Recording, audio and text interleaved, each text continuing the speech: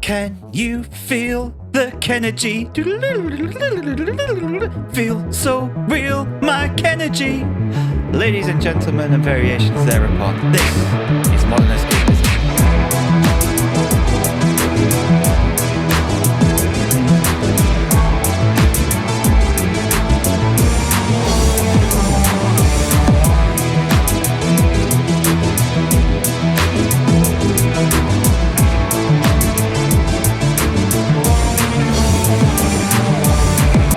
Hello, and welcome to another week of Modern Escapism. As you've heard, host Ken is not here this week, for it is me, bog standard Ken, taking over the duties, and I'm joined by the bearded bear Ken.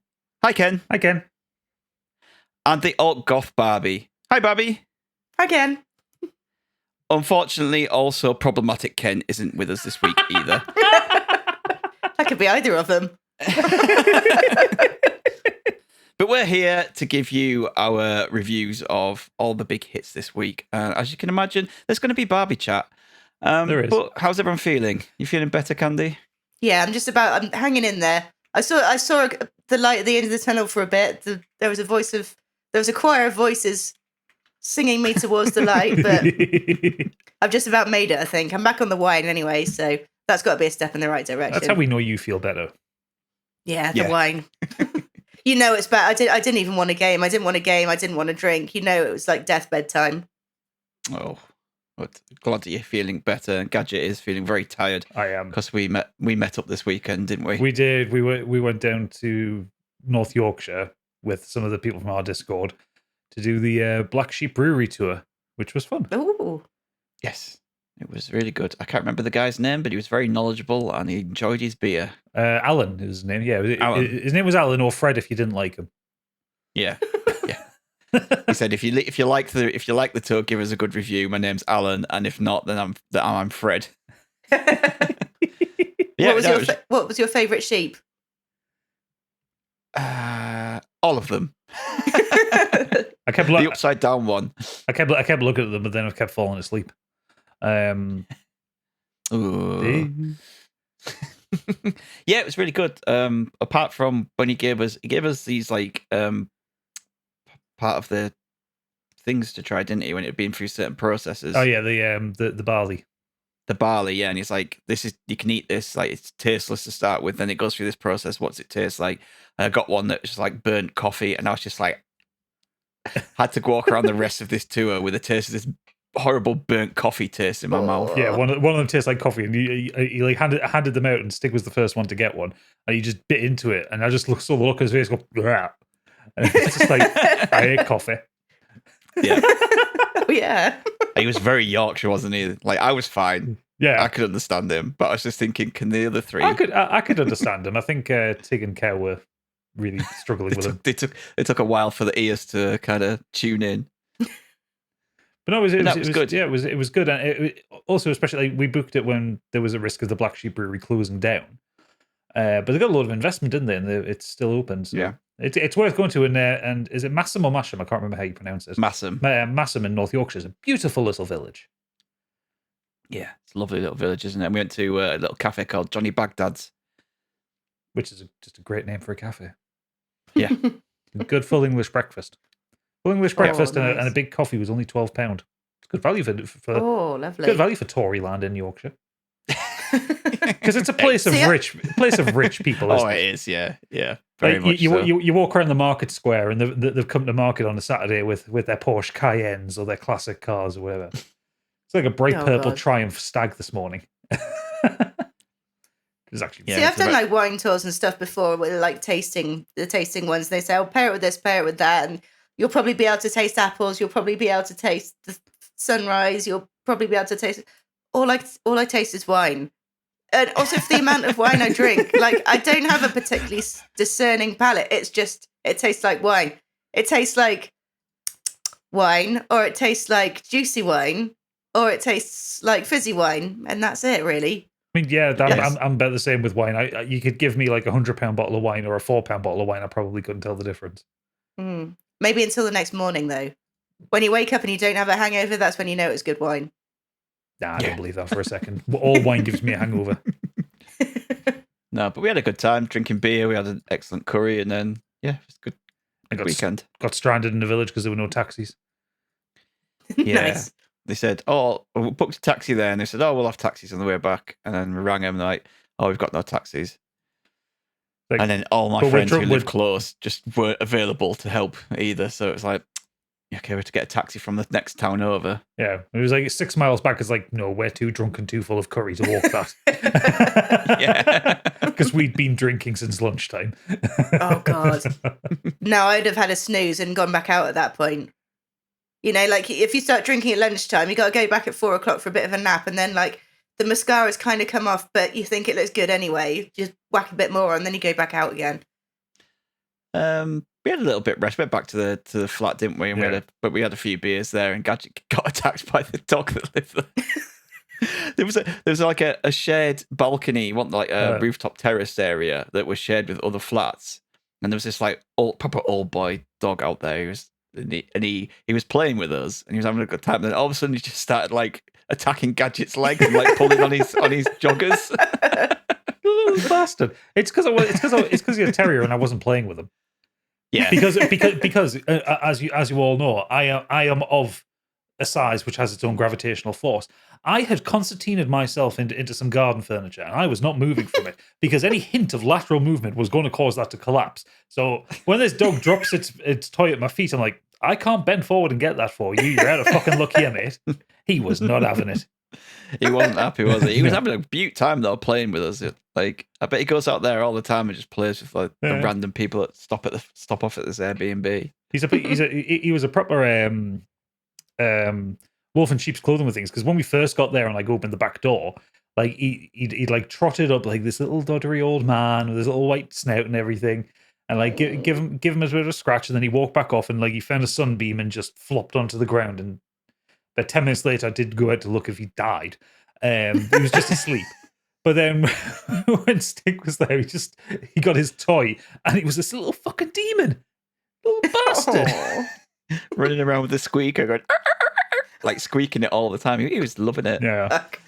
Yeah. Right. Anyway, we are going to go on to Biggie's breaking news. Except it's Stiggy's breaking news this week. You may already know, but he doesn't, because it's time for Biggie's breaking news. You're going to have to put up with me reading the news. Oh. Here we go. We know what it's like when I have to read stuff out. Yeah, we do. Right. First up in gaming, Xbox announces pizza-centered controller in collaboration with Teenage Mutant Ninja Turtles. Wait, did we not get a song? No. I did my song at the beginning. It's not the same without a song. I know, but that's Biggie. I don't want to step on his toes. Anyway, back to the pizza. Yeah. I'll do you a little song later if you want. I'll clink up one quickly. So Microsoft has proudly announced the first ever pizza-centered centered Xbox wireless controller as part of a collaboration with a new upcoming Teenage Mutant Ninja Turtles film. The controller has 4 different designs, one of each for each turtle, and it has a built-in sense diffuser in the shape of a pizza slice, which you can only get if you win a draw. There's 4 available, and you can enter on Xbox on Twitter into a sweepstakes to win one of these controllers. Bold to think that most controllers don't already smell like pizza. I mean, mine certainly does. I actually seen it on TikTok before. I seen what it looks like, and it's so you get your Xbox controller, and you take the back battery panel off, and then it kind of clips onto that with another 3 AA batteries going into it. It's like a giant rumble pack, isn't it? Yeah. But pizza shaped. But then you've got to like drip in some pizza flavored essential oil into it. It's just an oil diffuser. But I'm thinking, what is the point? There's no point to it. Who wants that? Nobody wants this. It's also hideous. It's one of those cross promotional things where you're just like, why? Why? Like, who sat in the meeting and went, we've got to do a cross promotional thing with Teenage Mutant Ninja Turtles. Yeah, I've got an idea. And they went, yeah, that sounds like a good idea. Do you think it was like Papa John that sneaked into the meeting or something? So I'm just going to sat at the back this idea. with a mustache on, like and glasses, just going, make it pizza. Exactly. could have just done like a themed Xbox Series X. That would have sold.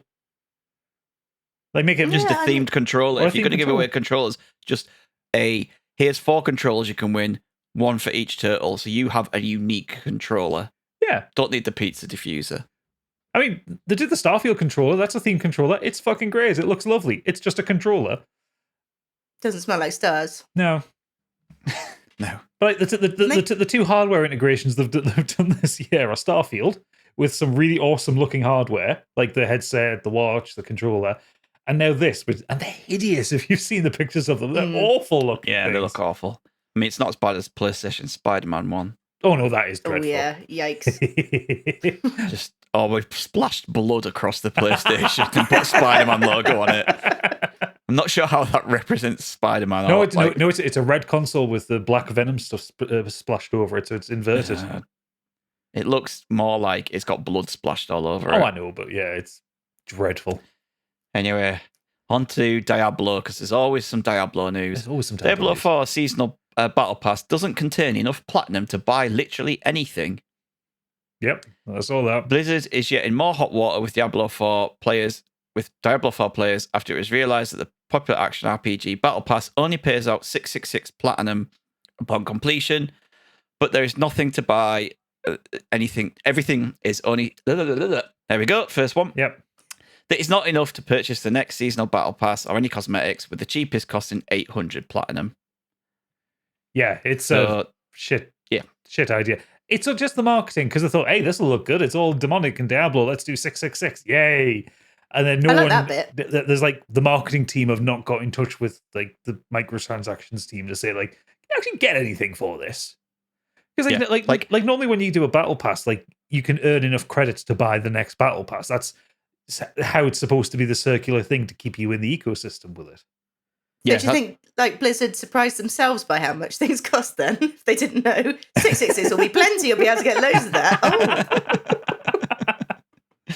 yeah, which is what in the article here, Gadget, exactly what you said, that the usual thing is to kind of keep you in the loop by giving you enough to go on to the next one.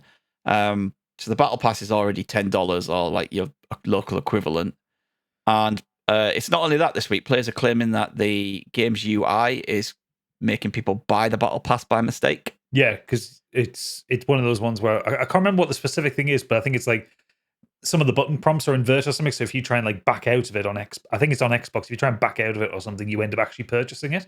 Oh, those motherfuckers. And it doesn't give you are you sure you want to buy this? Yeah, It just literally lets you buy it. hang on, I'm gonna look at what that actually was. Yeah, so yeah, they're not doing very well. Game might be all right, but all the shit in the background that comes with these games seems to be absolute dog shit. Okay, yeah. So as pointed out by streamer Rurikon, the button to purchase the $10 battle pass sits close to the button that the players press to check their season journey. And what's more is that Diablo 4's cursor defaults to the premium pass button, and the game doesn't ask players for purchase confirmation if they accidentally activate it. So Sneaky fuckers. yeah, and that's not just like PC. That's like the streamer who noticed this was playing it on PlayStation by the looks of it, because R1 and L2, so it's on PlayStation. So it's malicious design. They're great, aren't they? Well, Blizzard, fucking wonderful. I'm so glad I haven't bought this game. Oh, Blizzard. Fuck's sake, will you ever learn? Next, Hot Wheels Unleash 2 gets Fast and Furious with crossover DLC. Oh, for fuck's sake. I mean, it makes sense, doesn't it? True. Well, Hot absolutely. Wheels game and the DLC you can get with it is Fast and Furious. And you can get the first of these iconic cars is a Dodge Charger, SRT, Hellcat Wide Boy. That's Dom's car, isn't it? Yeah, and a whole load of others. So, yeah, you can get a Fast and Furious DLC. So that's part of the Fast and Furious lore. So that means you and Biggie need to play that.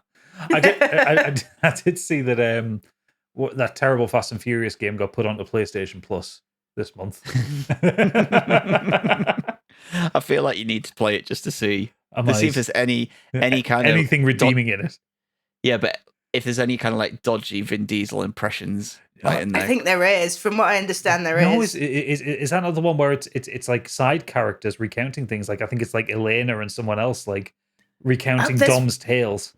There's one with Dom in it, and it's like they've beefed him up by about 50%. Like Vin Diesel was like, yeah, just beef me up a bit more, just beef. And he looks like an inflated cloud when he's walking on around. the sliders, when you make your character more muscular. Exactly. Yeah, exactly. Just looks like a giant thumb.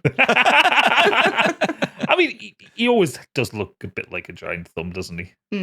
Quite thummy. He's a very thummy man. So that arrives in October. You can get that and your Fast and Furious DLC. Next to myself here, Xbox begins handing out 15-day bans for using retail mode emulators. So as everyone knew that you could emulate on an Xbox Series X and a Series S, and Microsoft is trying to put a stop to it. Back in April, Microsoft began banning and blocking access to emulators through the retail mode on the two consoles, but there wasn't enough to fully detail the retail mode emulating scene. However, it's now been reported that a significant number of Xbox users who have been accessing these emulators have now been receiving 15-day bans. I mean, that's kind of fair enough because they'll be using that argument. It's like, well, if you can sideload an emulator on this, you can probably crack the copy protection. That, and they're probably worried about getting sued by Nintendo. Well, yeah, because it's always Nintendo, isn't it? Yeah. Although Sony, they love to try and to sue them and keep them in court these days, don't they? So, yeah. But no, it's fine. It's fine. It's fair enough. You can't really argue with that one. Yeah. No, Biggie will be crying now. Of course he will. He'll just have to emulate things on the 10,000 other gadgets that he has in the house that emulate things. That's true. Speaking of Xbox and Square Enix announced plans to partner closely on future games. Xbox boss Phil Spencer made a surprise appearance as part of the Final Fantasy XIV Fan Festival 2023 in Las Vegas, where it was announced that Final Fantasy XIV will be coming to the Xbox Series X and S in spring 2024. Following this, Spencer and Square Enix CEO Takahashi Kiryu confirmed that the new plans have now been put in place to partner with more closely on future games. I didn't even know Final Fantasy XIV wasn't on Xbox, to be honest. I can't imagine why it wouldn't be, but there you go. Maybe an exclusive. They've always been quite deal. Like Sony related, like Sony and PC, haven't they? They've Yeah. never really been on Xbox much. I mean, I played 15 on Xbox, but even then it didn't feel. I was just so used to the PlayStation controllers with Final Fantasy games, it just didn't feel right. But you just felt a bit dirty with that one, like playing Sonic on a Switch. Yeah, it just didn't sit right. Like you're wearing somebody else's knickers. It's another Xbox win for me. Yeah, they're just kind of racking up things out there, and partnering with people and whatnot. Yeah, and ultimately, more games and more places to get them is better for players. Exclusivity sucks. Yeah, agreed. Yes, it does. And speaking of exclusive games that aren't technically exclusive anymore, Ratchet & Clank Rift Apart peaks at less than 9,000 concurrent players on Steam. It is now the worst PC launch for a PlayStation game. It still holds very positive reviews, with 84%, but this makes Rift Apart the third worst launch on a PC for a PlayStation game, only above Returnal and Sackboy: A Big Adventure.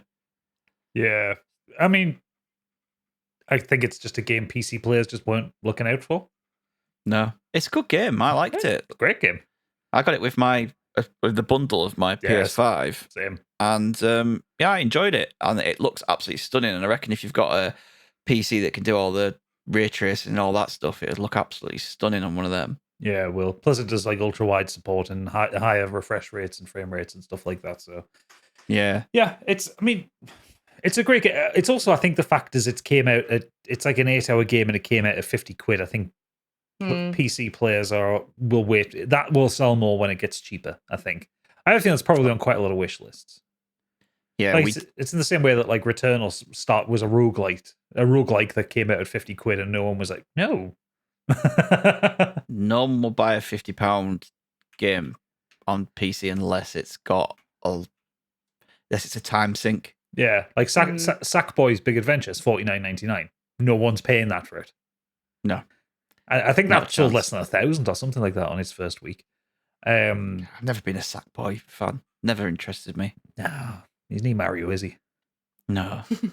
It's like they tried to make him their kind of mascot, but they need to make Astrobot the I was gonna say official that, yeah, mascot and make get him more like- Astrobot games out. Yeah. Give us Astrobot Adventure. Yeah. Sackboy is part of the PS3 curse, wasn't he, to be fair? So I think a lot of people missed him the first time round.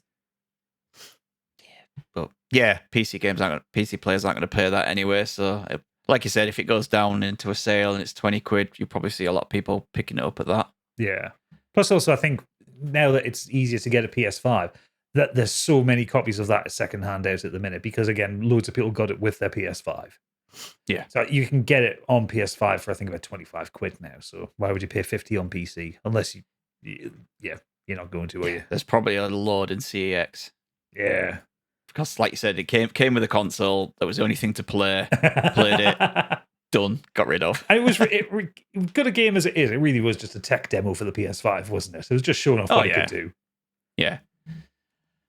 Finally, within gaming, Fallout New Vegas mod replaces Mr. House with Elon Musk. I love this. We were just talking about it before we started recording. Like, the face looks incredible. They've used AI to replicate his voice as well, so it's just spot on. I really need to play New Vegas again. It's been so long. So good.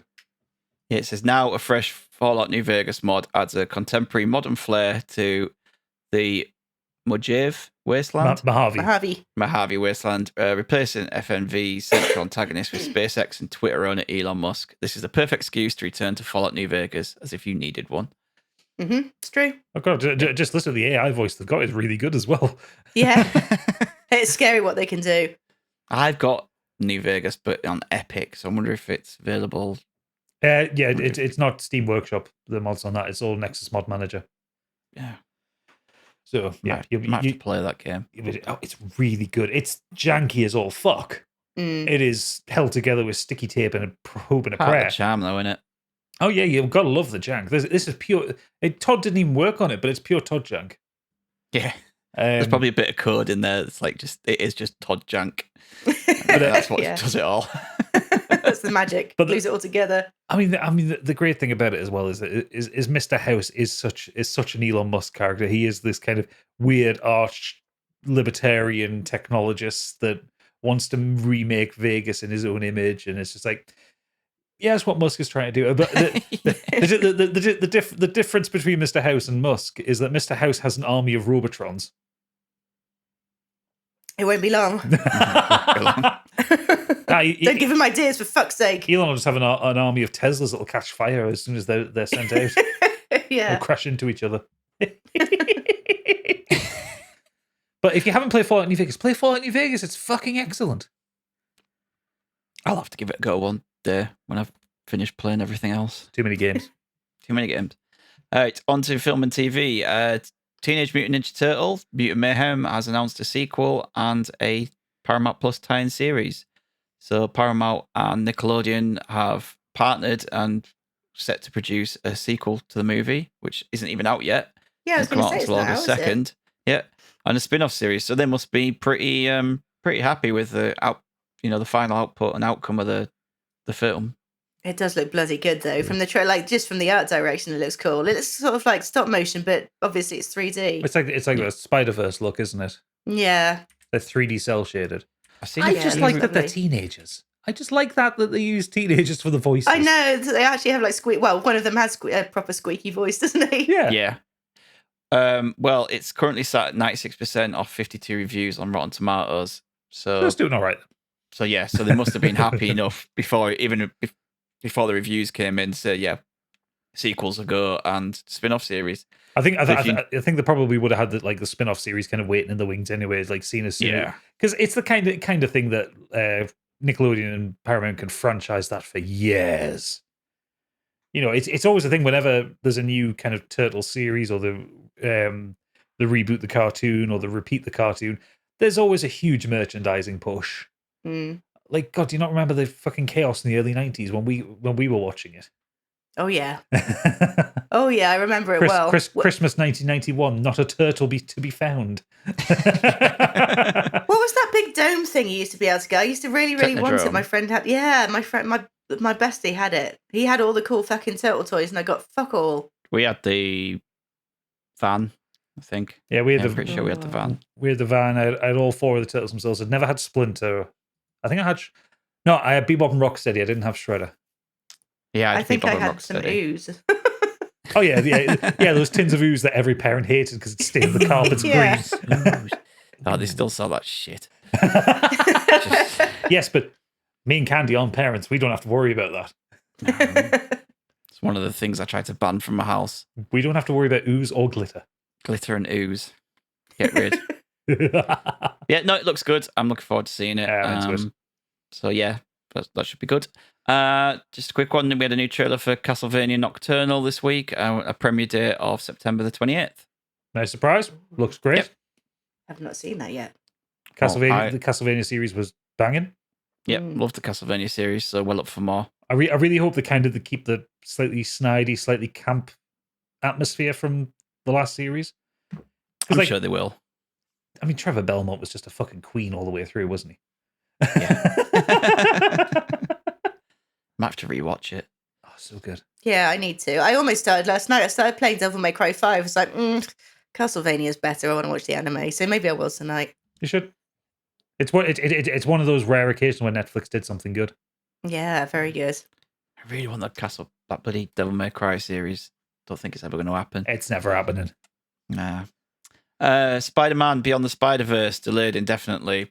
As you probably expected, the delay comes amidst working stoppages due to the ongoing WGA and SAG-AFTRA strikes. Per sources cited by Variety, the voice cast of Beyond the Spider-Verse won't be able to complete their work for the film in time for the previous March 29th, 2024 planned release date, which, by all accounts, was probably the tall order anyway. Yeah. If they were still doing voice work this year, like you would have expected all the voice work for both films to be done, and it all just be animation work for the next year. Yeah, that's not coming out till 2025 minimum. Fine. Yeah, it's fine. Yep, anything could be delayed until this gets sorted. Yep, they need paying and they need to not rush these things. Yep. Next, Barbie rakes in $500 million in its first week, smashing box office and studio records. This is now actually up to $750 million, I think, Jesus as of Christ. today. Wow. In its first week. The Barbie movie has grossed more than $500 million in global sales in its first week and set the multiple bests for both its stars and Warner Brothers Pictures, including continuing its record-breaking run that started with this year's biggest opening weekend. The comedy about Mattel Inc.'s famous doll is now the biggest opening for a movie based on a toy and Warner Brothers' best 7-day opening ever. You want to think that the Warner Brothers executives are just like, phew, after the last year or so, they finally got a hit.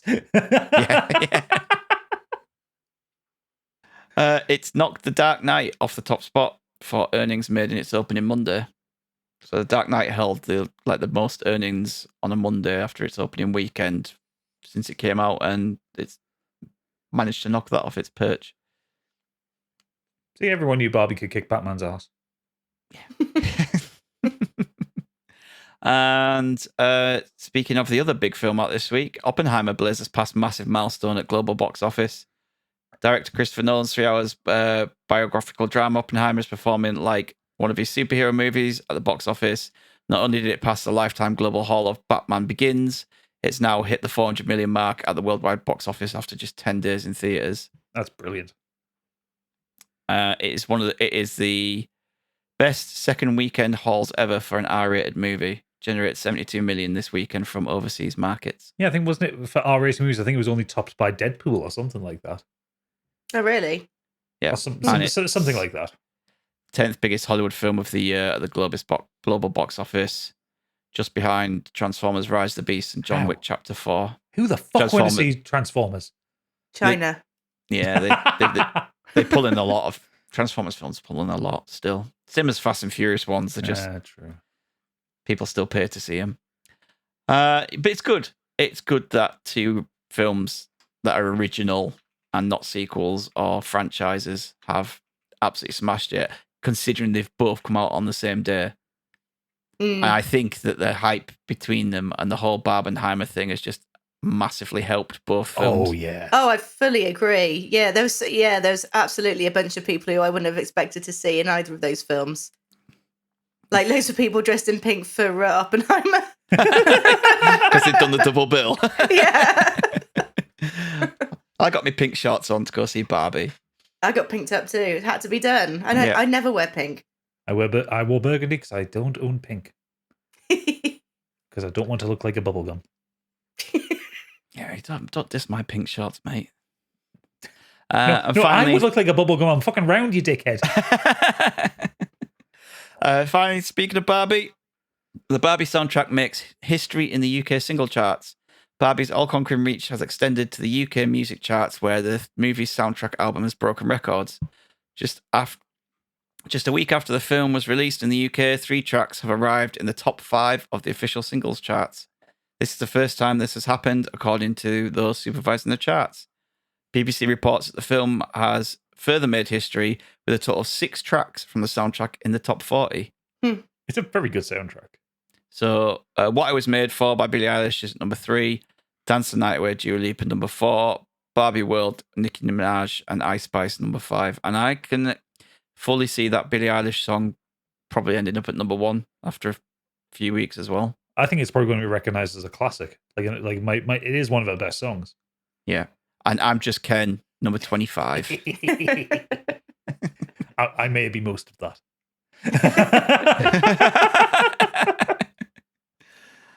And finally, on to the weird and wonderful web.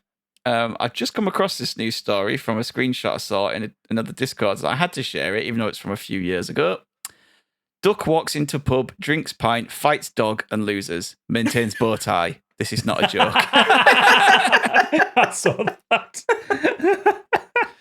Britain's booziest duck that became a celebrity for downing pints in his local pub has been seriously injured following a brawl with a dog. The bird, called Star, is well known for waddling around his favourite inns, wearing a bow tie and swigging ale from glasses. The booze-looking duck and his handler, Barry Heyman, are a regular sight at their local tavern, some of which even give Star his own stool. Okay, so it wasn't a wild duck. I was going to say, where the fuck did the bow tie come from if it's a wild duck? Star came to blows and lost out to Pooch, Maggie, which also belongs to Star's owner, Barry. They had a Mexican standoff and stared each other out before the hound pounced, leaving the duck with his bottom beak split down the middle. Oh, Aww. I love ducks. He He'll be rushed the alright. beer-loving avian to the vets, where he was put on painkillers and said he was praying for his beloved duck to make a full recovery. Aw. I'm just going to make sure that he did before I read the story. He's not in a pancake or anything now. Thankfully, our Star is a tough cookie, but it looks like he came out okay. Good. So They need yeah. to rename that pub the Duck and Wallop or something, don't they? Hell, I'll fucking buy a pub and call it that. I like that. Barry was concerned the injury would leave Star with a lisp that would put his performance career in jeopardy. As the duo regularly team up to raise hundreds of pounds for charity in their unique street double act. What does a duck with a lisp sound like? Back.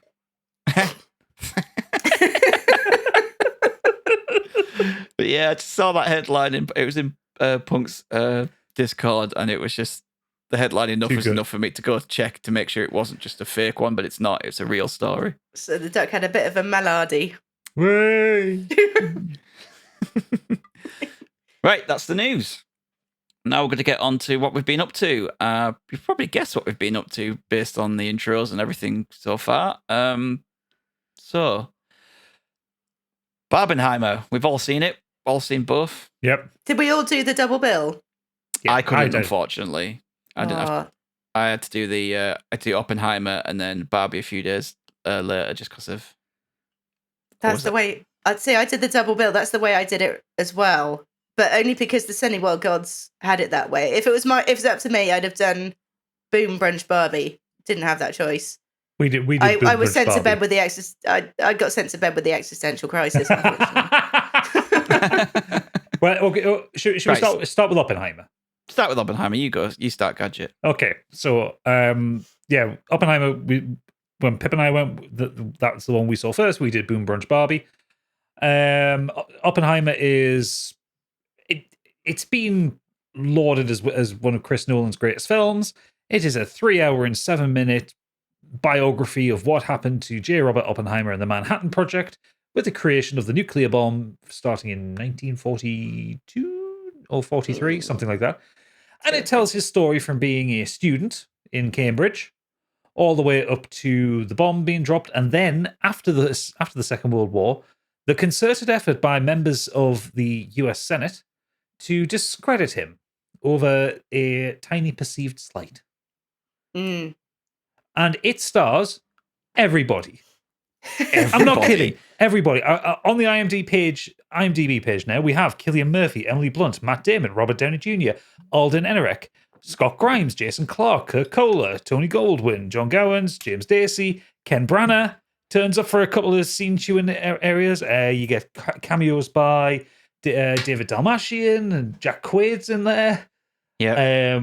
Florence Pugh doesn't even make the top bit of it, and she's critical to the story. Yeah. Like, it's insane how many people are in this.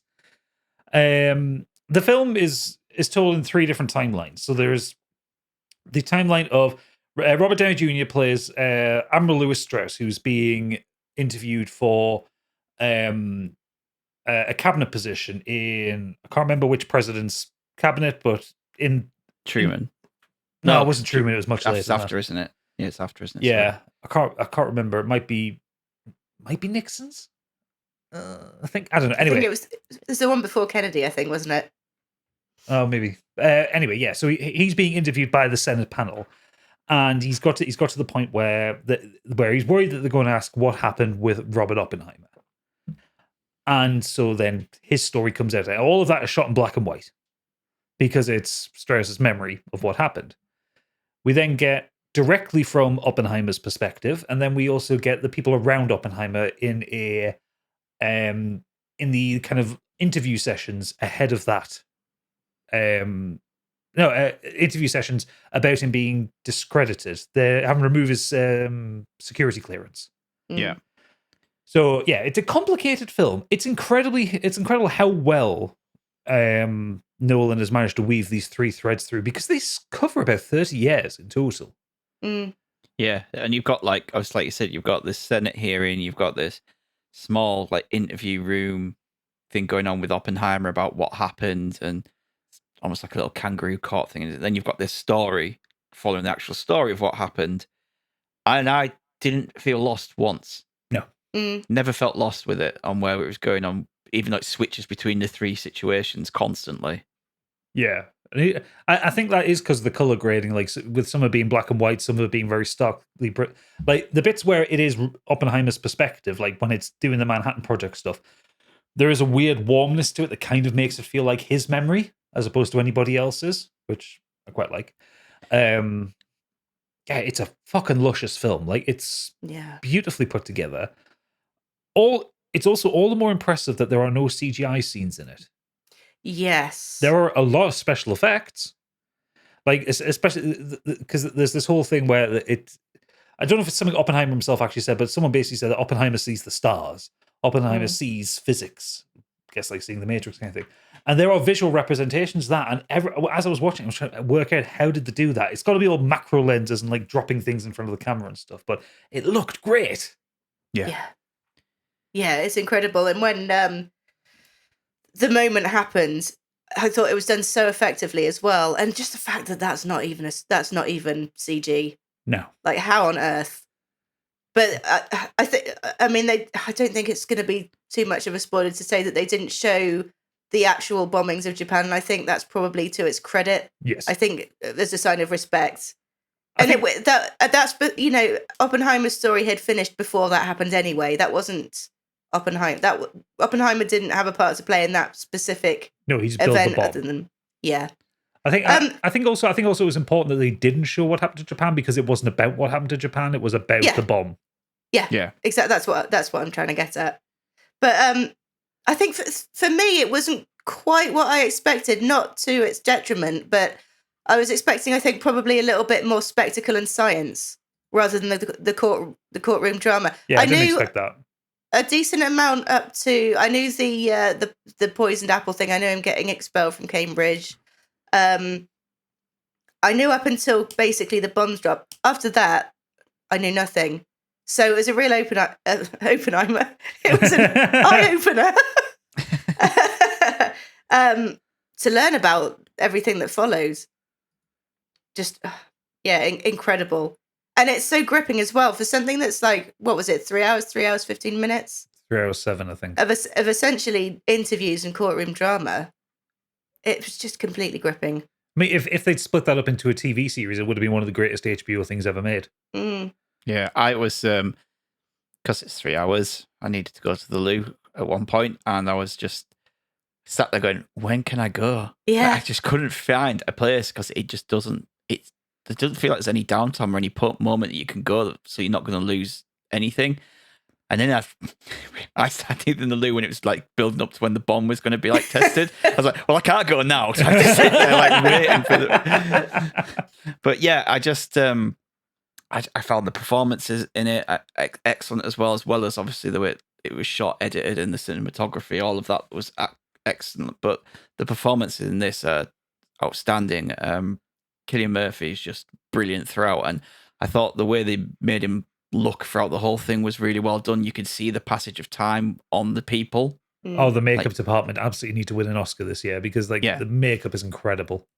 The makeup is great. The way they act is if being younger and then being older is really convincing. But yeah, him, Emily Blunt, Robert Downey Jr., Matt Damon, like all these like central characters that were there from the majority of the story, all of them just brilliant. I think I mean, I saw it in IMAX. Just a hint: you don't need to see it in IMAX. The only visual bit that is would be improved by IMAX is the bomb itself going off. However, if you can see it in IMAX, go because you need the sound. Oh my god, the sound in that film! Yeah, I agree. The sound is way more interesting than what you're seeing in front of you. It is. There are a couple of sequences, and I'm not going to spoil what they are. But I was talking to you about it yesterday, Stig, the speech moment. Where the sound becomes oppressive, and it then kind of blends with the visuals, but you get this kind of booming sound coming at you, and listening to IMAX, I thought I could feel it in my chest. It was so powerful, and I think Ludwig Göransson did the music, and that's all outstanding. But the editing and the sound stuff, oh my god, it's so good. That's very typical of Nolan, though, isn't it? To have the sound almost be overwhelming at some parts. Yeah. Like you said, I thought at some point, oh god, the cinema, I've got this on really loud. It's not. It's just the way it's been mixed. Yeah, it was on purpose. You're almost put into his head where he was just sensory overload for him, and it was projecting that onto you as the audience as well. Oh, it's stunning film. And actually, I will say, for a 3-hour film, it didn't feel like 3 hours. I was quite surprised when it ended. I thought the ending came quickly. Yeah, I thought that, and also at the end. Yeah. Did not leave that feeling good. No. Yeah. But I mean, there wasn't any part of it that could have been cut out either, really. It's not like it was 3 hours for the sake of being self-indulgent. This was, there wasn't a moment that was wasted. It's all stuff that happened. So yeah, it needed to be the 3 hours. Yeah.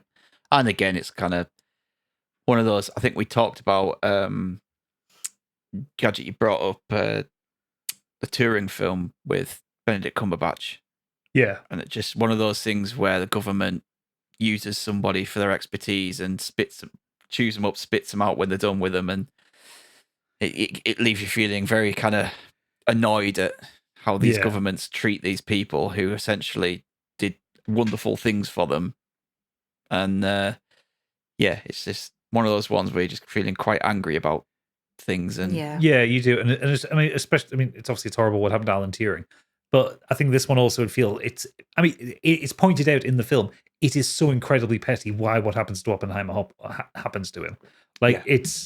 It's not that there is a particular problem with this character, or he is weird, or he is gay, or anything like that. It is just this tiny little perceived social slight between him and one of the characters, and he makes it his life's work to destroy him. It's hideous. It's absolutely hideous. Yeah, but overall, just fantastic. Like I said to you, it wouldn't be it's not my favorite Nolan film, but I think the difference between a masterpiece is probably is his masterpiece, but the difference between that and what is my favorite and more enjoyable to watch, two different things for me. Yeah. Really, I mean, my favorite is still The Dark Knight. yeah. So, The Dark Knight is a film you can rewatch. I will never watch Oppenheimer again. That I don't need to. This is like a modern Schindler's List to me. Yeah. Oppenheimer is a beautiful, wonderful, deeply terrible, horrible film because of the content in it. Everyone plays an amazing part, and because they play an amazing part, you get the horror. And it's a slow burn, and it's so tense all the way through, and everyone is playing it so well. It's just like you don't come out of that film feeling good, but you come out of that film having seen one of the greatest films ever made. Yeah, I think comparing to Schindler's List is probably right in terms of it's an important film that you need to see, but not one that you really ever need to see again, regardless of how good it is. It's not a Sunday afternoon watch, is it? God, no. But yeah, if this isn't the film that gets all the nominations at the Oscars, then there's something wrong, because it's for main performances, supporting performances, director, editing, cinematography, sound, makeup, like the list goes on. That if I think this could be what wins Nolan an Oscar. Yeah, because he hasn't won an Oscar yet himself, has he? Some of his films have, but he hasn't. No. Oh, that's surprising. Do you think Cillian will get a Oscar? I think he'll definitely get nominated. Yeah. I think he's going to get nominated. I think Robert Downey Jr. will, because one of the most impressive things for me in this with Robert Downey Jr. as well is he spent 10 years being Iron Man, and you don't get a hint of that in this film. I was going to say it must have been such a breath of fresh air for him, but it's completely, I mean, he's unrecognizable, not just by his appearance, but like you said, his mannerisms, his acting style, everything. Yeah.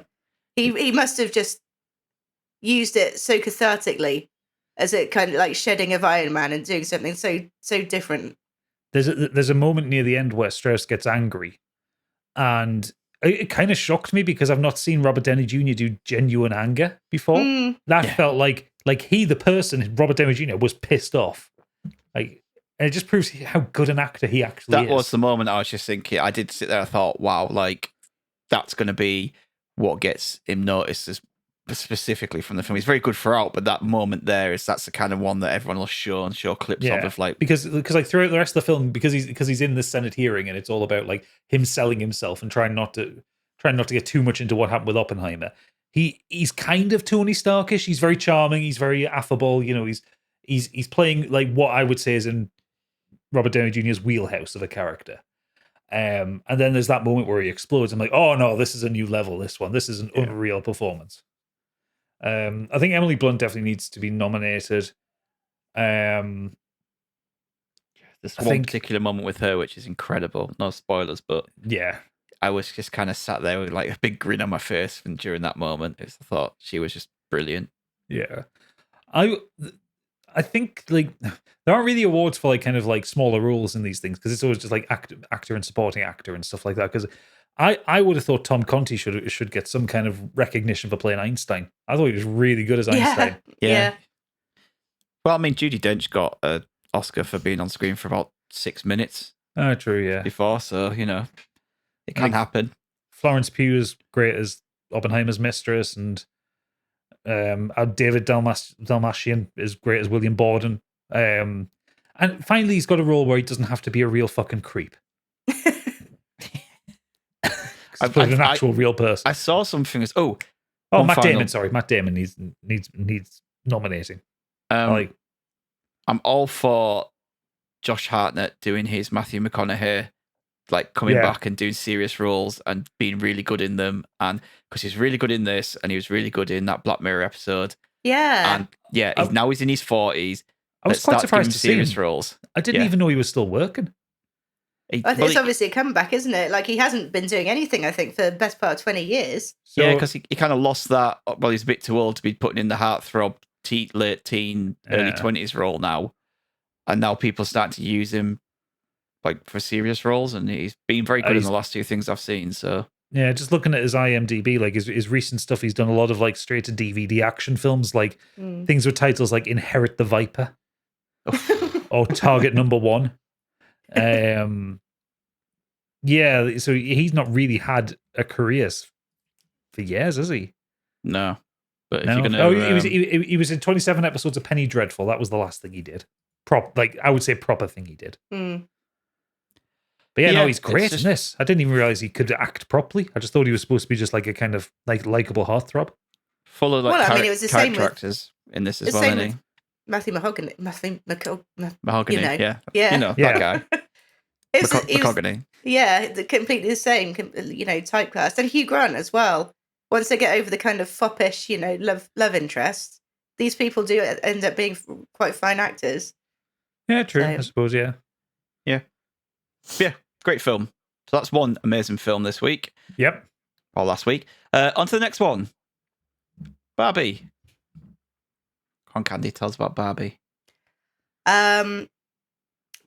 Barbie. I have a strong opinion. Oh no, is it a I bad was no, I didn't love it. So I went and I was hyped up. It did have laugh out loud moments. For the first maybe 45 minutes, I was really enjoying it. I was along for the ride. I think my issue was I was expecting, again, it wasn't quite the film I was expecting it to be.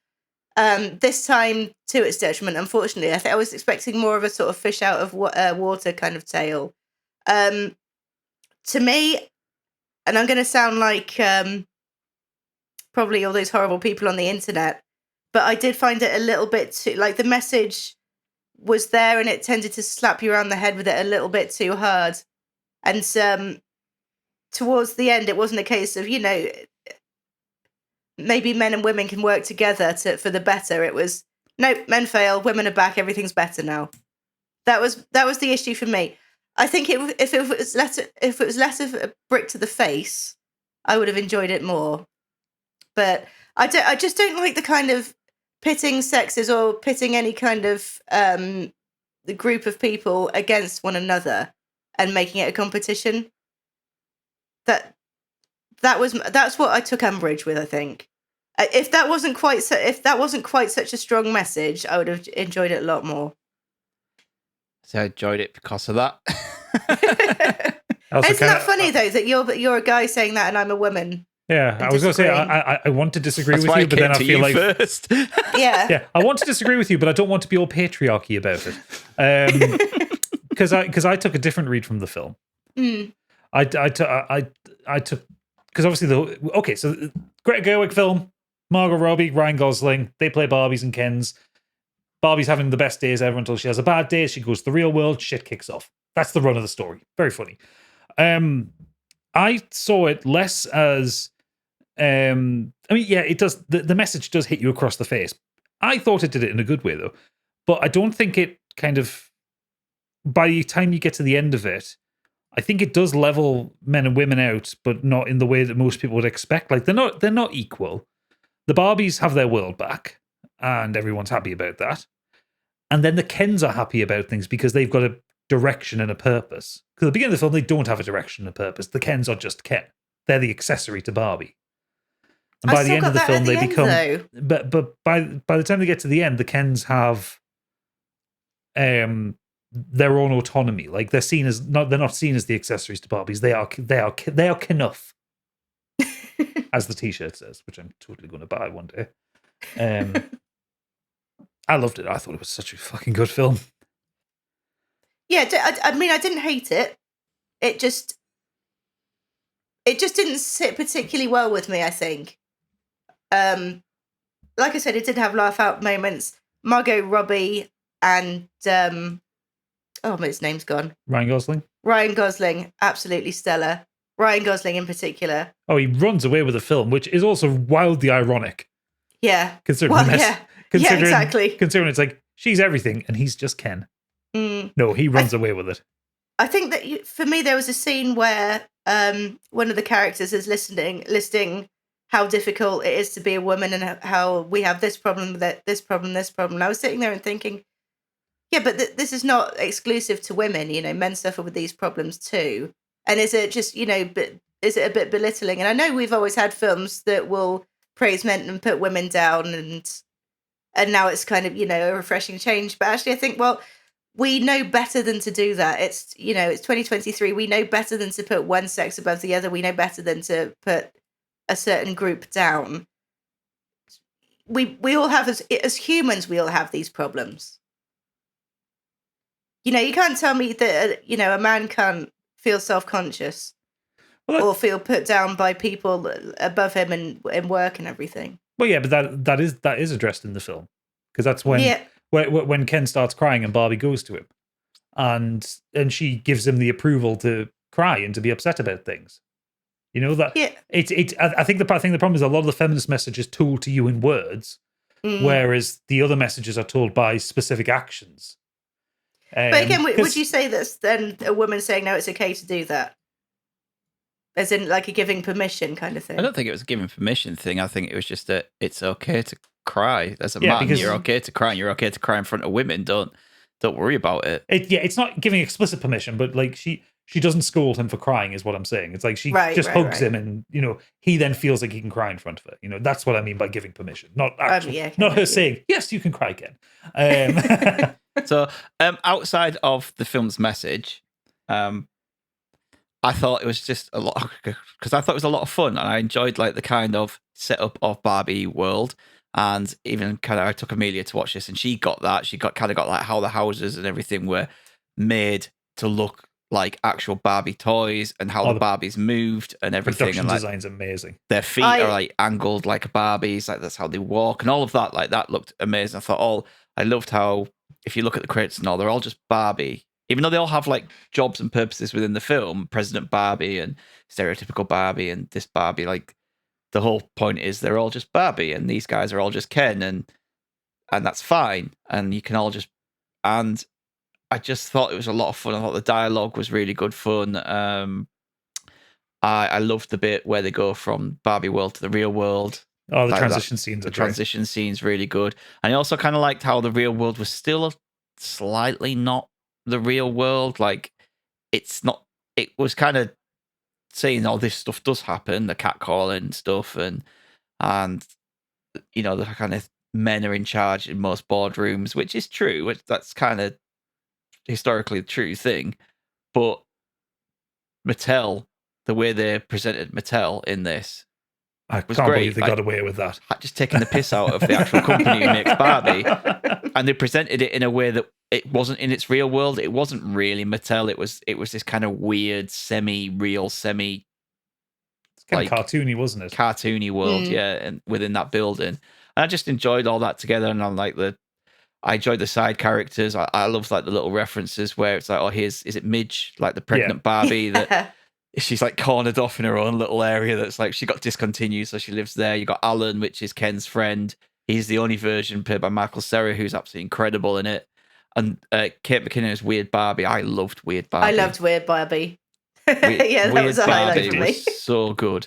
Candy, did you have a weird Barbie? The one that was I didn't have any Barbies. Two metal for Barbies. Oh, okay. Yeah, I was way too metal for Barbies. I think I might have had a Cindy at one point, but I'd never had a Barbie. Yeah, I really like Michael Cera, and his character got my favorite joke in the whole thing, which was the one about building a wall. I fucking I was in pain laughing at that.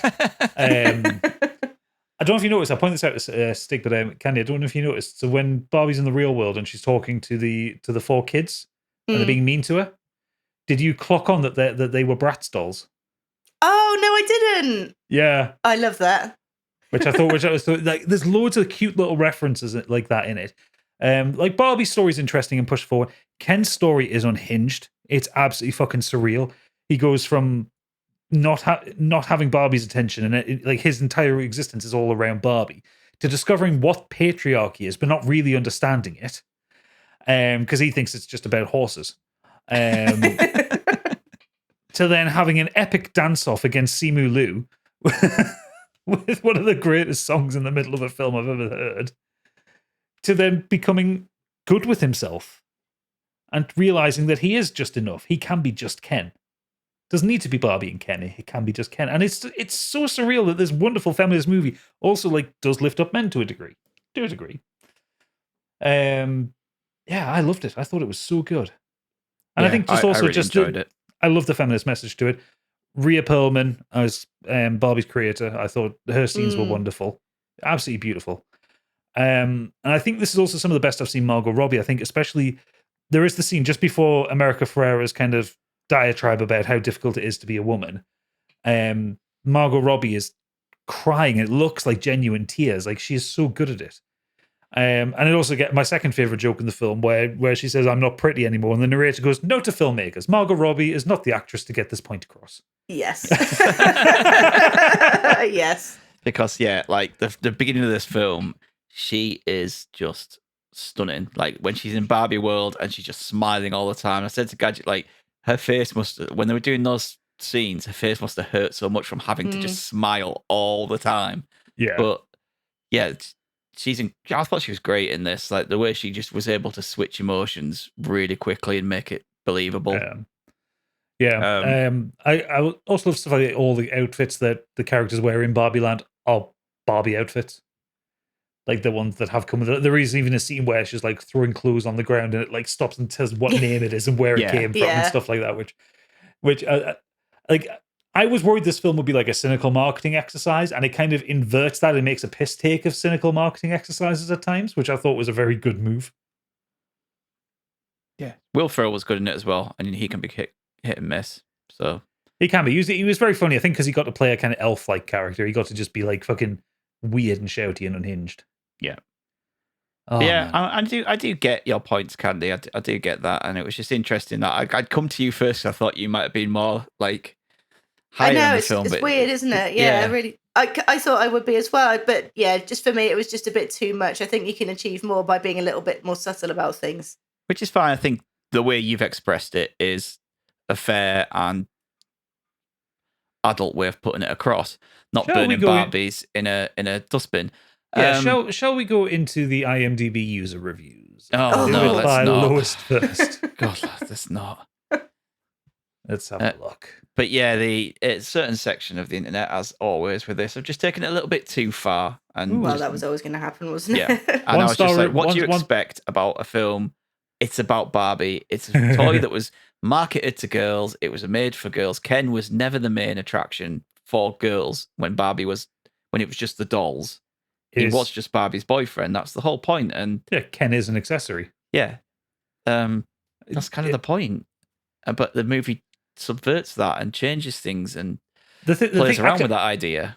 Actually, to be fair, Candy, like your point about the message being kind of hit in the face with a brick, I think it needed to be, and people are still misinterpreting it because this just review I've just found on IMDb. 1 star, not at all what I was expecting, walked out feeling sick. Okay? So listen to this terrible man say these things. I get it's a Barbie movie, but as a man in my early 20s going with his fiancée to see this movie, I walked out feeling sick and just preached at the entire movie. Don't get me wrong, I knew this was going to be a movie for the girls, but this movie had me feeling like just because I'm a man, I'm abusive, ornery, controlling, etc., and made men out to be awful good-for-nothings in every single story and every single male character in the movie. And I don't know about you guys, but I believe in equality, not reversed sexism. So, despite it being a brick to the face of a message, he still missed the fucking point of the film. Like, I don't think you could do a film with this message subtly because people are getting it wrong, even as blatantly upfront as it is. Yeah. But yeah, I mean, if you go on the internet, like the Ben Shapiro's of this world, burning Barbie dolls that fucking look like big men because he went to see a film that wasn't aimed at him, that didn't have a message for him, that he just wanted to be angry about it. It's like, fuck you guys, fuck the lot of this. Which is ironic considering he kind of looks like a plastic doll anyway. And he was dressed like Ken in the picture that he took in the cinema. He was wearing like the black jeans and a black skin tight t-shirt. So I thought the film was wonderful and Amelia really enjoyed it. There's a really wonderful moment near the end with uses the Billie Eilish song. Oh God, that had me and Amelia just having a little cuddle together in the cinema. So I was in tears that one because again that's Margot Robbie just standing there and you're just watching the tears like drip down her face and you just want to hug her. You just want to make it all better, don't you? I'll hug and make it better. I know you will. Then you probably get arrested shortly after. That's Barbenheimer, which we probably should move on before this whole episode becomes about it, because we do have other things. It was a big week. Yeah, you have a book I believe. do. I do have a book. I've actually read a book for once. I read How to Kill Your Family by Bella Mackie. So the synopsis for this, absolutely. When 28-year-old Grace discovers her absentee millionaire father has rejected her dying mother's pleas for help, she vows revenge and sets to killing every member of his family before being imprisoned for a murder that she didn't commit. This is objectively a shit book. It's not particularly original. It's not particularly well written, but I absolutely loved every minute of it. I could not get enough. I just ate it up. So the main character, Grace, is just completely loathsome. And so she herself seems to find something to hate about every demographic of society. She justifies her motivation to the reader being completely oblivious to the fact that she's just as bad, if not worse, actually, than the people that she's set to punish. But you're just kind of rooting for her anyway. And yeah, I just found it really darkly funny. Now, granted, I am smack bang in the center of the target audience for this. So, female millennial who watches murder documentaries and finds gruesome deaths funny. Yeah. It's not high literature. It's not. It is critically acclaimed, but it's doing pretty poorly on Goodreads. But I think some of the main gripes that people have, it was that the main character is just so unlikable. And she makes such awful decisions and she's just completely judgmental. But I think that was kind of the point of the book for it. Like, the point of the book, like, she is just that awful. And it's just her that's completely oblivious. She's just completely unaware that her shit also stinks. But it's just a kind of, like, turn your brain off and have a fun romp. Gadget, you'll probably hate it. I think Oodles would want to burn it, to be quite honest. But it's one of those ones that you'd want to talk about in your 30-somethings book club or tell your mum about. It's definitely going to get a sequel the way it ended, and I would bet any money that it's going to be turned into a TV show like Killing Eve or something similar. But objectively, I would give it probably a 4, but on Candy's crap classics, I give it an 8. Thoroughly enjoyed it, just absolutely burned through it. Just nothing, just have fun with it. It's silly. It's silliness. Are we gonna have to do that with we do a Candy's crap classics read now? Each New section. A shit book to read. I mean, Okay. Films, shit books. just looking at it on Goodreads, and yeah, there's a lot of 1 stars for this one. Yeah. I can understand why. It's just not. The top review at 1 star says, "This book was honestly me when I'm struggling to reach the word count on an essay."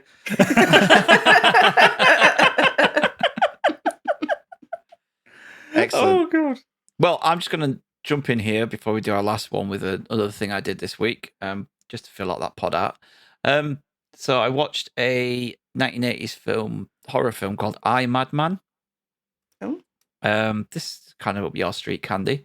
Yeah. It's a 1989 film. A bookshop clerk starts seeing the disfigured killer from her favorite 1950s pulp novels come to life and start killing people around her. This stars Jenny Wright as this. It's just this woman who works in a bookshop, and she starts reading this novel. It's like trashy horror novel, and in the film you're watching it, it looks like it's happening, but then it's kind of like just in her head. She's just reading it, and she wants to then read the next book that this guy created called Madman. And it's as she's reading what happens in the book, it starts to blur reality of what's happening in the book and what's happening in real life. And she starts to see things, and she starts to see murders happen, and she can't figure out if it's real or if it's not, and the audience is not meant to figure out if it's real or not, and it's all kind of twists and turns in there. It ain't a great film, but I enjoyed it. Do you know what I mean? It's one of those ones where I'd give it a 3-star because it's shit, but it's really enjoyable. And the makeup effects on the killer is really great. Like the killer in it he's all disfigured, and he's like missing his ears and his nose and all of his like lips and everything. He's got no hair, and as he kills people, he takes part of their face and stitches them onto his own body. So it's like Verotica. So, Yeah. so he just becomes more and more like stitched up with body parts and big, and the stitches across his head and his ears and his lips and everything. And some of the CGI effects, stop motion effects, for part of it is terrible. But in general, like the actual kind of stalking and the way this killer stalks her and her descent into madness is kind of well done. I wouldn't particularly go and seek it out, but it was fine. It was quite good, like, but shit but good. I think that's the thing with 80s horror. Like, they threw a lot of the wall and some of it stuck, but most of it didn't, did it? Like, some of the ones that were actually probably quite good were lost in the sea of time a little bit. Yeah. But yeah, they weren't afraid of trying new things, I think. No, it's very trashy. And you could make a really, really good slasher stalker horror film using this same idea, I think. I just think in certain aspects of this film, it kind of misses the mark. But yeah, if you're into like 80s horror and over-the-top blood and special effects, then give that one a go. Lastly, myself and Gadget and Lady Aspat from our Discord, we played Sea of Thieves, Tall Tales, Monkey Island. And it's very, very good. Yes.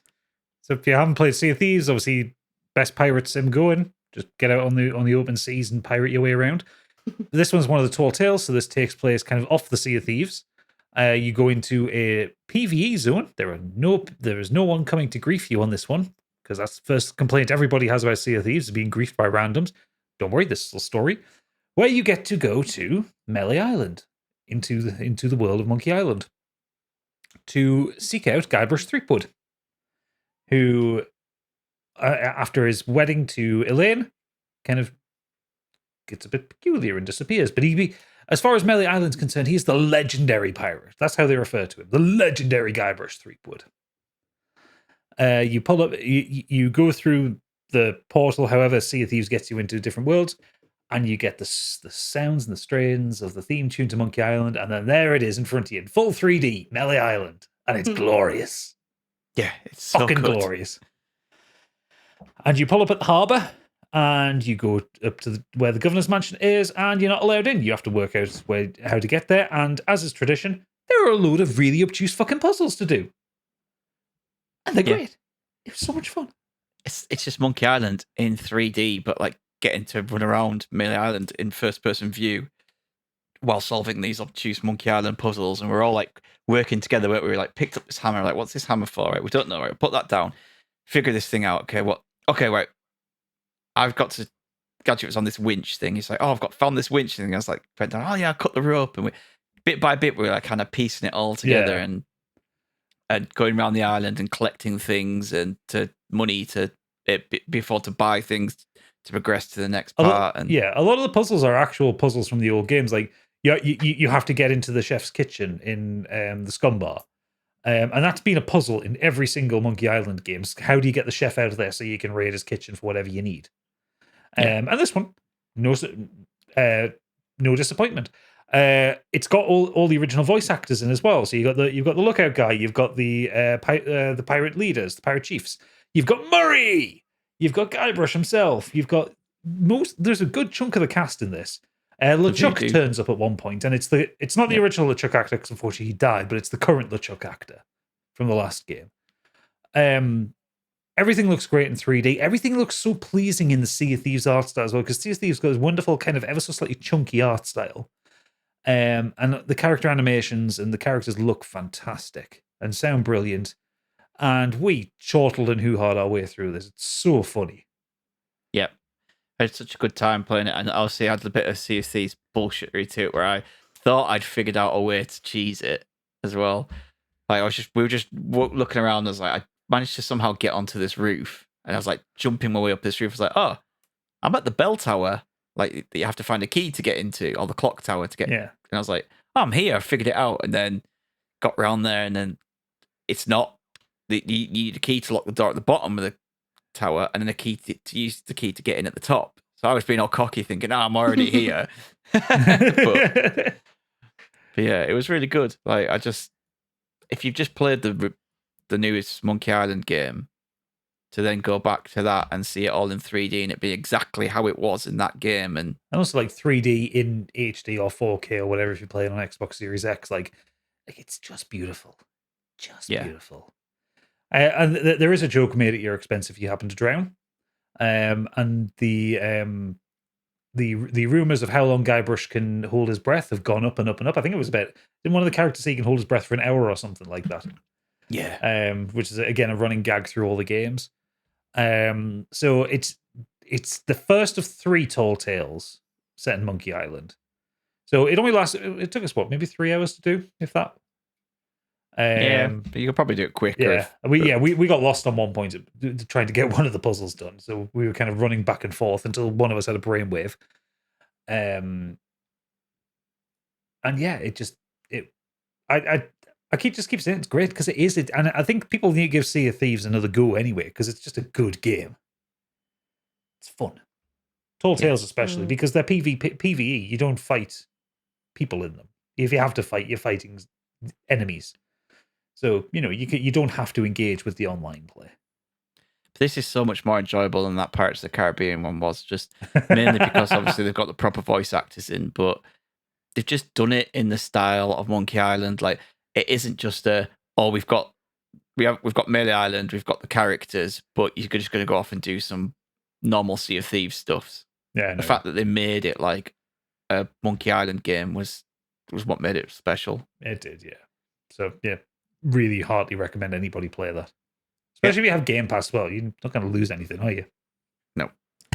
Yeah, that's our week. We've done quite a lot this last couple of weeks. Yeah. It's nice doing the Nexus every 2 weeks. Yeah, you can build a few things up. Yeah. You just got to remember though, haven't you? It's just like, because we did like, you and Gadget obviously did Barbie and Oppenheimer like 2 weeks ago nearly. It's just like, I've got to keep it all in my head and remember. I took notes.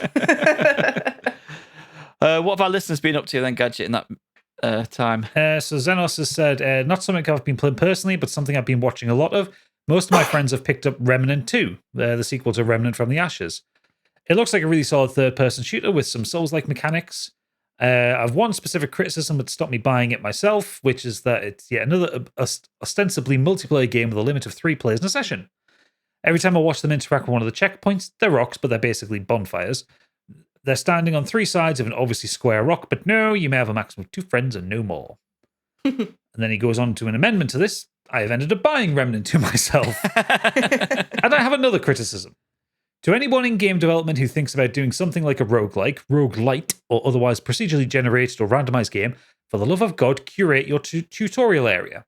When I started, I got dropped into an area that was way too difficult for me at my level of experience with shooters, and if not for my friends helping, I would have no idea that I could reset it to a different zone and probably just quit 45 minutes in. Gameplay is fine now that I've been able to start off in a different zone and I get better equipment. I'm currently Warhammer 40k'ing my way through a Warhammer fantasy environment, and the murderous lunatics wandering the streets cannot withstand my Gatling laser cannon rocket-propelled hammer. I may have to buy this. Rocket-propelled hammers? I'm into it. Yeah, it's been getting good reviews, Remnant 2. I don't know if I didn't enjoy Remnant 1, but I think it just didn't hit me with the right time. I think sometimes it's worth revisiting a sequel, isn't it? Because they got the chance to like tune out what wasn't working and refining what did. Yeah. So. Like I've seen plenty of stuff online. I The videos struggle look with great. these like when it's only like 3 players doing stuff. I don't know. I just never get into them. You can play it by yourself if you want to. It doesn't need to be online. Robotic Monkey has said, I've been slowly watching my way through Adventure Time with the kids. If you haven't seen it, it's a Cartoon Network animation about a human boy called Finn and his best friend and adopted brother Jake, who is a magical shape-shifting dog. You can superficially enjoy it as a weird cartoon about 2 best friends defeating bad guys in a post-apocalyptic wasteland, but there's also a ton of really grown-up storylines about life, loss, and trying to figure things out. On more than one occasion, I found myself pausing for thought, and I'll never be able to hear the Cheers theme again without welling up. Sadly, because this was on Cartoon Network, you can't easily watch it anywhere anymore, but if you haven't seen it, I strongly recommend checking it out. Yeah, I've heard a lot of I've people heard really good love thing about Adventure it. Time. Yeah, I hear people say it's like all the time how good it is. And Bluey as well. Like loads of people are going on about Bluey. I mean, I do like clips of Bluey. Bluey's quite sweet.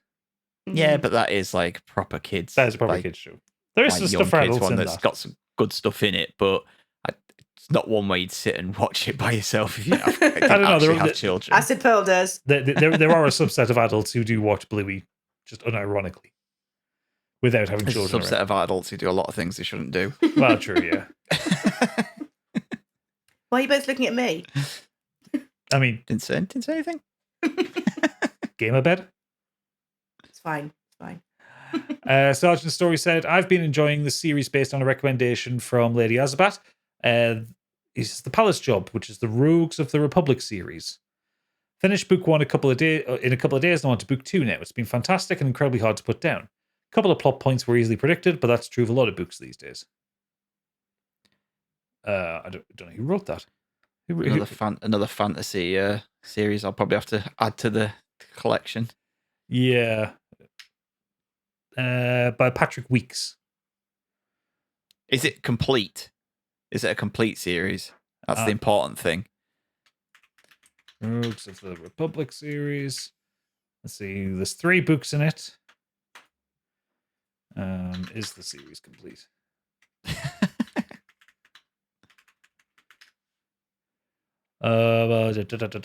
It looks like it is. Yeah, it looks like it's a trilogy.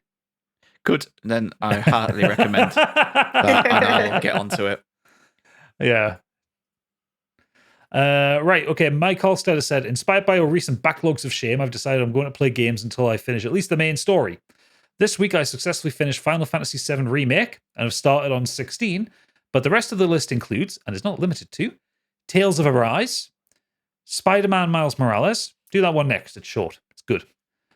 Dragon Quest XI, put that one down, it's good, but it's long. Elden Ring, also long. Hogwarts Legacy, also long. Undertale, short. And God of War, kind of long. Yeah. Kind of long, but kind of worth it. I would think do Spider-Man Miles Morales, then do God of War, and then Undertale, and then the rest are really long. Dragon Quest is definitely one that I just dip in and out of every now and again. Like I go in, I play that week, I'll play like 6-7 hours of it, and then I don't play it for ages. Then I'll go back in. Like, it's very much a game that I've found that you can just dip in and out of. I just finished Final Fantasy 16 and How long did it quite take long. you? About 60 hours, I think. I think it says about 80 on my playtime, but there's a lot of just pausing and reading my phone, so I would say probably about 60. Fair enough. And I mostly did the main story as well. Like I didn't do that many side quests. I did some of the monster hunts instead of like grinding and everything because you get the good weapons. But yeah, I didn't do a bunch of side quests. I was going to get that. 80 hours. I'm sure I'll get it. It doesn't have to be 80. I think you're probably looking 50, 60 when all said and done. Right, it's worth it. Oodles did it in 35, so you usually take what he does and then add 50% to it. Yes. That would be about 50 hours. Super Natty Cat has said, this week I've been watching Luca on Disney+. If you haven't seen it, it's basically the boy version of The Little Mermaid, but with no romance and much funnier. So nothing like The Little Mermaid then. in a sense. Well, there's the sea. There's the sea. The sea's in It's it. a person who comes from out of the sea and to live on the real world. It's about a sea monster called Luca who Land. wants to visit the human world. He bumps into a lad called Roberto, who is also a sea monster, and they befriend a human girl. They desperately want to win a race so they can purchase a shitty moped and then they can explore the world. Isn't it a Lambretta? Yeah. It's a decent moped, to be fair. You can't be calling it a shitty moped. It's like a Lambretta, proper cherry red Lambretta. Yeah, they want the money to buy a decent one. Yeah. Okay. It's a beautiful, funny take on childlike imagination and dreams, and Stuarticus loves the fact the characters are drawn with huge eyes and there's lots of movement. Stuarticus rating of 8 out of 10. Excellent. It could have had catchier music to shake his limbs to, he says, but he likes the cat. He likes the cats in it and loves how the water looks on the telly. This is the diseased mind of Super Natty Cat. Stuarticus is her son, who is 2 months old now. About, yeah. She's very much mummy brain at the minute, isn't she? I think he might be heading in the same direction. It's Pixar though, so there's no music in it. Anyway, really. Planty is. Oh no, I've seen the amount of capital letters in this one. Planty says, this week I've been mostly watching films. So enjoying me one-line reviews, although it might be a bit strong. I don't know why he's got that accent. He's from Nottingham. Transformers Rise of the Beasts. Here's the capitals. Mirage is an F1 car, not a Porsche. Do you realise how stupid you made me look in front of my wife? Film about toy cars that turn into robots? 2 out of 5. The Flash. Why are they all cartoons? Did you send the actors away and then decide to animate the rest? How can a film that costs so much to make look so cheap? 1 out of 5. It's not wrong. Fucking hell, the CGI in this. He then goes on to say, Infinity Pool. He says, you know that scene out of The Simpsons where Homer's watching Twin Peaks? Brilliant, just brilliant. I have no idea what's happening. I want to see that so bad. Is it out on streaming yet? It must be. Rachel's point, see, this is why we don't make friends on holiday. That's her quote. Brit. And best for last, I finally got Rachel to crack open the Dune Part 1 Blu-ray after she saw the trailer for Part 2. Her next day review, that was brilliant. I haven't been able to stop thinking about it all day, even though nothing happens. 5 out of 5. It's Dune for you. Can't wait for Dune Part 2. They better not fucking delay it till next year. Planty, why are you watching terrible films? You watch enough bad films for your own podcast. Stop doing it. You know, no one needed to watch Transformers Rise of the Beasts. Because he's like me. Just watches them. Like, I didn't need to watch The Flash. I already knew it was going to be bad, but...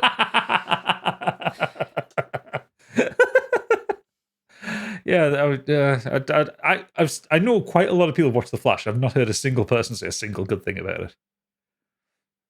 Other than Michael Keaton's in it, and he's good. Flash. Last up, Angry Kurt says, most of my gaming this past week has been the Resident Evil 4 remake, and boy, is this game fantastic. It was a bit of a risk for me as I'm easily scared, and I can say this is easily the scariest game I've ever played, but I'm enjoying it so much that I think I'll be able to power through.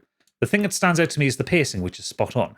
Which, yeah, that's the thing. A lot of Resident Evil 4 was always good for its pacing. Film-wise, I finished all the Mission Impossible films up to Dead Reckoning. My ranking would be in order of best to worst. Fallout, Rogue Nation, Ghost Protocol 3, 2, and then 1. Is that accurate for you, Stig? No, but Okay. I haven't seen 2 in ages. I still have a soft spot for 1 because I like it being a bit more grounded, and it being like a spy espionage rather than like a massive, big, blow up action film. Whereas I think 2 just went over the top. And 2's a John Woo film. full of style, a lot of style and of substance. Yeah. TV-wise, I started watching The Thick of It, which I think was recommended on here before on the Best Bastards episode with Malcolm Tucker. He really is a bastard, but incredibly funny. In some ways, the show reminds me of Succession with some of the incredible one-liners that you hear. Yeah, I can see that. There is some fantastic top-tier Olympic-level swearing in The Thick of It. It's such a good show. Although you do have to kind of ignore Chris Langham in the first series. Yeah, I mean, he's a significant wrong'un. Yeah, I didn't know anything about it until he didn't turn up in series 2, and I looked at why. I was like, oh. So at least I found out after I'd watched, and it wasn't like watching him knowing. Well, yeah, I found out after I watched it, but it was on a subsequent rewatches. I just skipped the first season. There's only 3 episodes anyway. Last up, he says, finally, I'm preparing for the next Kenny Potter by reading through Prisoner of Azkaban. I think this was the first book in the series I read back in the day after watching the first 2 films beforehand. I'm enjoying it, but as we discussed in the Discord, I find it annoying how J.K. Rowling has to explain every returning character and other things from the previous books, like someone will be jumping into the series fresh from the 3rd book in, which you did. Do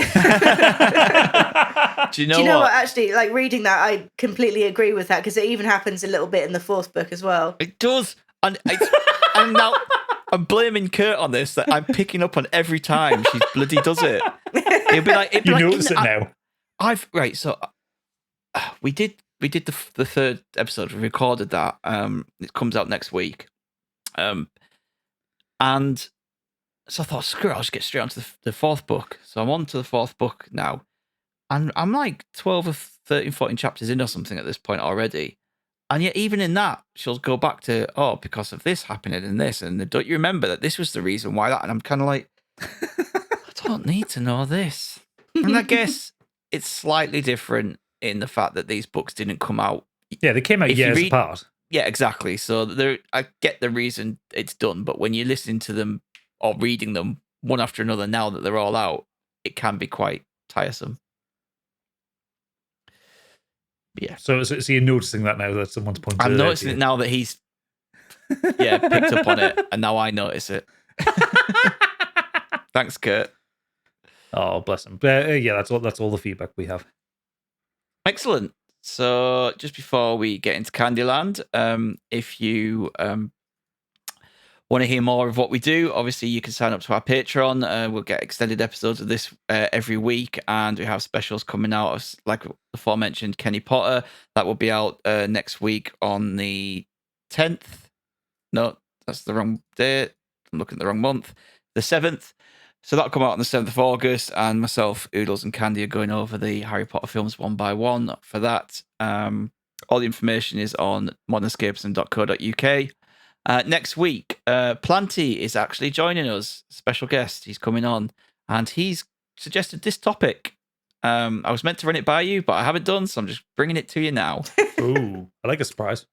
Yeah, so he said, I don't think you've done this before, but how about making a new ending to your favourite franchise? So I've extended this to maybe coming up with our own ending to shows or film series that got cancelled as well. No, I don't like that topic. I don't want to do it. I'm going to fix Okay. Game of Yeah, Thrones. that's good. So I love hard. it. That's a good idea. Yeah, so we're going to fix things that we didn't like the endings to. Game of Thrones is too easy. Too Okay, easy. okay. How I Met Your Mother. I can fix it. I can There make you it go. good.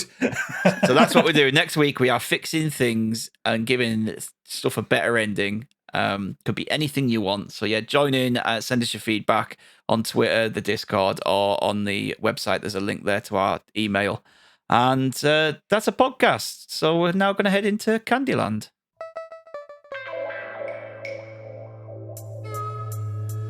And now, what's up in Candyland?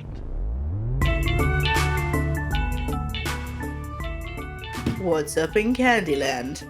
So, we've all been to a dressing room. We've all been to a changing room. Penis doodles everywhere. Libraries, bus stops, dirty cars, tester pads in Hobbycraft, queues in Alton Towers. Wherever you can doodle, there's a penis.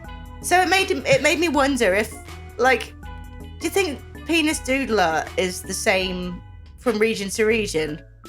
Like, is penis doodler maybe different by Aborigines as it is to the Hawaiian peoples and it is to the Vikings? Yeah, so it made me, like, wouldn't it be good if I could do, like, a travel book of penis doodles from around the world?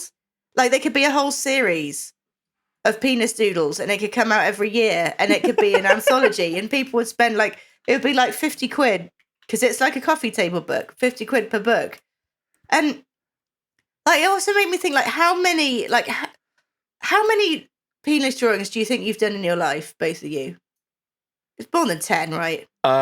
So Way more than 10. yeah, we used to just deface our friends' books. It was me and two other lads in our science, and it was a challenge to see how many dicks you could draw in their book. And we called it Dicked. And you would draw a dick in their book. So maybe a week later, they would go to the next page and there'd just be a page full of dicks because they hadn't realised that you'd done it. And we used to do this a lot. So yeah, You've been dicked. I used So, to have a science books full of dicks. It wasn't even biology. But, like, what do you reckon the ratio is of dick doodles to people in the world at this given moment? Like, it's got to That's a outweigh lot. it by fucking, like, surely by loads. I mean, it exceeds. Have you not heard of Wanksy? No. So Wanksy is a lad in Manchester who has gotten so furious with the state of potholes on the road, he spray paints spray paints a cock around it. So the council then come and fill it in. Yeah, I have. Okay, I have seen. Now you've explained. I know exactly what that is. Yeah. Some of them are incredible. Like there's one he's made a tank out of a cock, or an airplane dropping cock bombs. I bet if you go through all kind of drawings and pictures from time, that there's a lot of That's what very I'm saying. different Like, looking ones. I've just found one here, which is a history of history of males' genitals in Western art. And there's one guy here he's riding the cock like it's a woman. Sorry, is riding the cock. It looks like one of those like Japanese dragons. do you know what my favorite is? That meme, and it's like somebody, like it's a demon carrying his giant cock in a wheelbarrow or something, and he's asking, "Does anyone want anything from the cock trolley?" He's like, "Got anything less cocky?" It's that only giant cock, I'm afraid. I love that one, but like even penises throughout history, like in like cave drawings in the cradle of civilization, like but throughout time, there's always been a penis drawing. Yeah. Oh, I've just found the demon here on the wheelbarrow. Oh, that is one giant penis. Only giant penis, I'm afraid. I've just posted. Look at that one. I've just posted in the chat. The one with a woman riding. Let's have a look at this then. Oh, wow. That is a lot of cock. Yeah, it really is. yeah. And then you'd have like statues as well. How they're depicted on statues. I mean, you can kind of They all forgive seem that to be because really it's a study tiny. of. They are mostly really tiny, but also that's a study of human form and like they're just like naked and musculature. So I wouldn't necessarily call that a doodle per se. No. Like, But, Plus, Marble's quite cool. well, yeah. see, I was Well, listening yeah. to a podcast to Bad Friends, and they're talking about this, where they said, that, do you reckon that the guy who saw David, Michelangelo's David, yeah. yeah, do you reckon that when that was unveiled, it was just like this? They were saying, do you reckon he was wandering around going, that's not what it looks like? Like, it's much bigger than that. It's much bigger than that. Like, do you want to see it? Do you want to see it? Like, I'll prove that it's bigger. Like, tell him it's bigger. He was a shower, not a grower. Grower, not a shower. Bless him. Everything else about his body was entirely perfect, but everyone focuses on that. Yeah, but have you seen it though in the flesh, or not in the flesh, in the marble? Yeah. He's fucking ginormous. Dick, not so much. I mean, I don't think it's sculpted to scale. Like, he was a human-sized person. Well, yeah, I mean, he'd be 50 foot otherwise. But I mean, who are we to say how big people were back in those days? We have We evidence. don't know. There was no evidence. Door frames? No. Bones. No. Remains of people. No. They're give a pretty good idea of That's how just big they were. That's just a few people that were in the world at that time. There might have been. You just don't know about what happened 200 years ago.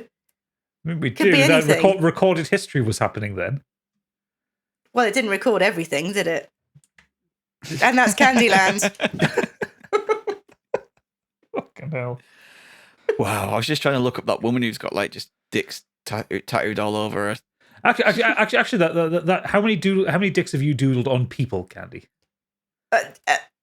On purpose or accidentally? Both. Accidentally, it could be exponential amounts. On I purpose. can't think of like any.